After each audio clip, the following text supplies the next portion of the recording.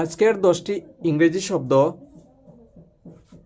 আর তার সঙ্গে ব্যবহৃত প্রিপোজিশন হচ্ছে devote to, DEVOTE, devote to হচ্ছে নিয়োগ করা বা নিয়োজিত করা, ডিভোট টু নিয়োগ করা বা নিয়োজিত করা।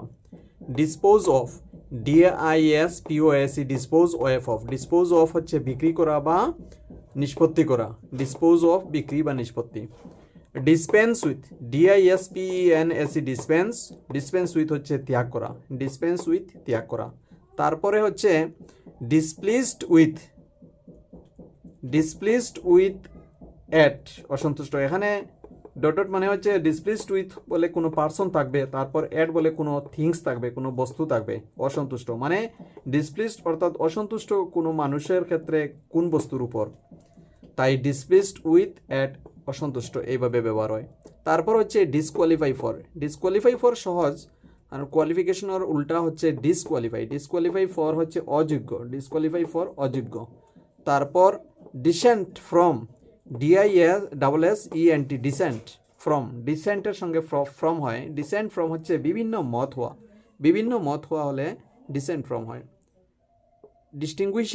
ডিস্টিংগুইশ বিটুইন, পার্থক্য দেখানো, যখন থাকবে ডিস্টিংগুইশ বিটুইন অর্থ হবে পার্থক্য দেখানো। আবার সেম ডিস্টিংগুইশ ডট ফ্রম, পৃথক করা, এর অর্থ হচ্ছে এইটির ব্যবহার এইভাবে হবে, ডিস্টিংগুইশ ওয়ান ফ্রম অ্যানাদার, একটি বস্তু অন্যটি হতে পৃথক করা, এই ধরনের হবে। এখানে কোনো বস্তু থাকবে, তারপর আবার এখানে অ্যানাদার বস্তু থাকবে, অন্য একটি বস্তু থাকবে। তো এই কারণে এটি হবে ডিস্টিংগুইশ, তারপর ফ্রম, পৃথক করা। তারপর হচ্ছে dwell in, DWELL, dwell, DWELL, dwell in হচ্ছে বাস করা। আচ্ছা, এখানে ডিস্টিংগুইশ স্পেলিংটি DISTINGUISH,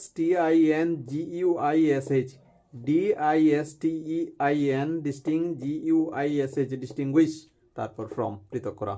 আর ডিল ইন বাস করা, DWELL, ডিল ইন হচ্ছে বাস করা, ডিলের সঙ্গে ইন থাকবে, বাস করা, কোনো জায়গায় বসবাস করা।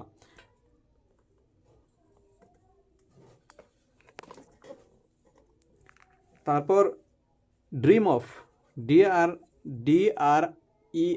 ড্রিম অফ, ড্রিম অফ হচ্ছে কল্পনা করা, ড্রিম অফ কল্পনা করা বা কোনো কিছু স্বপ্ন দেখা, ড্রিম অফ, ড্রিমের সঙ্গে অফ ব্যবহার হয়, ড্রিম অফ স্বপ্ন দেখা। তো ভিডিওটি ভালো লাগলে একটি লাইক দিয়ে দেবে আর চ্যানেলটি সাবস্ক্রাইব। Thanks for watching.